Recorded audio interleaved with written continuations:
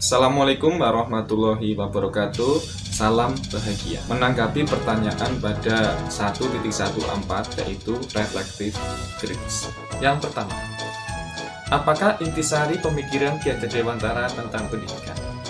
Pendidikan adalah tempat persemian benih-benih kebudayaan dalam masyarakat. Ki Hajar Dewantara memiliki keyakinan bahwa untuk menciptakan manusia Indonesia yang beradab, maka pendidikan menjadi salah satu kunci utama untuk mencapainya. Pendidikan dapat menjadi ruang berlatih dan bertumbuhnya nilai-nilai kemanusiaan yang dapat diteruskan atau diwariskan. Ibaratnya, membangun sebuah rumah, pendidikan itu merupakan fondasinya. Sedangkan rumah adalah pekerjaan yang harus diselesaikan untuk mencapai manusia yang beradab. Dalam pelaksanaannya, ini pasti akan mengalami perubahan-perubahan, dan itu hal yang wajar.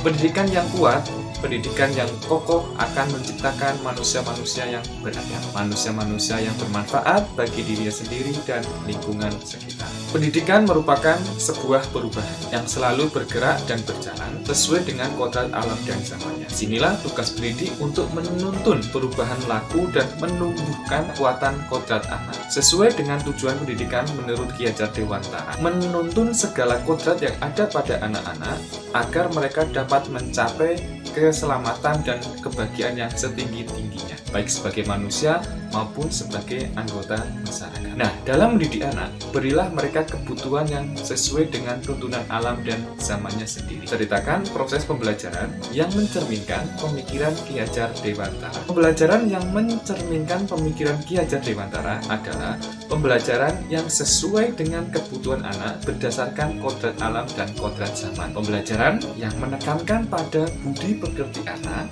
tetapi tidak melupakan perubahan pada zaman sekarang.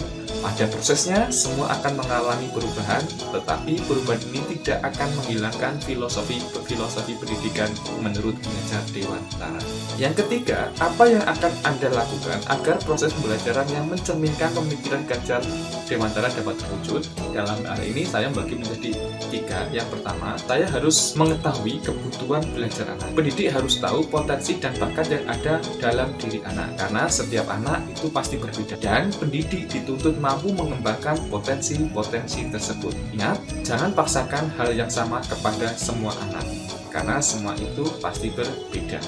Yang kedua, menggunakan model dan metode pembelajaran yang tepat yang dibutuhkan anak-anak dalam proses kegiatan belajar mengajar. Penggunaan model dan metode yang tepat ini akan menentukan keberhasilan pendidik dalam proses pembelajaran. Dan yang ketiga, niat dan kemauan pendidik sebagai pelayan kepada siswa. Ingat, pendidik itu adalah pelayan. Kita melayani kebutuhan-kebutuhan siswa dengan tujuan utamanya adalah berorientasi kepada siswa. Yang keempat, pertanyaan yang keempat, dari konsep pemikiran Ki Hajar Dewantara tersebut, manakah yang sudah saya terapkan? Dari pemikiran Ki Hajar Dewantara yang sudah saya terapkan dalam proses pembelajaran adalah prinsip perubahan. Perubahan-perubahan itu sebagai wujud dari hasil atau proses pembelajaran. Perubahan-perubahan dari pola tingkah laku, tutur kata, dan sosial kemasyarakatan. Di samping itu, perubahan-perubahan yang sudah saya lakukan dalam proses belajar mengajar adalah perubahan melalui metode dan model pembelajaran. Ini harus diikuti dengan perkembangan zaman, kemajuan ilmu pengetahuan dan teknologi yang tentunya sesuai dengan kebutuhan anak. Terima kasih, salam bahagia. Assalamualaikum warahmatullahi wabarakatuh.